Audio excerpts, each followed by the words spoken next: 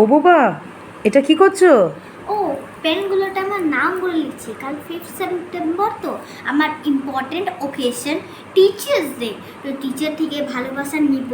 আর আমরা একটা ছোট্ট প্রোগ্রাম বানিয়েছি স্কুলে, যেতে ড্যান্স গান অনেক কিছু আছে। ইভেন প্রত্যেক দিনের মতনই ওর বাবা ওকে রেডি করে, কেন 6:30টার মধ্যে তো আমি স্কুল চলে যাই।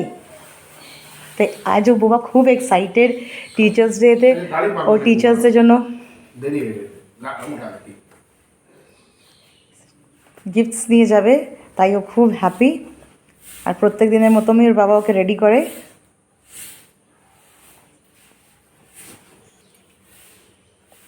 আমি তো এই মুহূর্তগুলো প্রত্যেক দিনই মিস করি, কেননা আমি তো চলে যাই। আজ বাড়িতে থেকে আমি এই মোমেন্টগুলোকে ক্যাপচার করতে চাই। বলে যে সময়কে ধরে রাখা যায় না, সময়কে বেঁধে রাখা যায় না।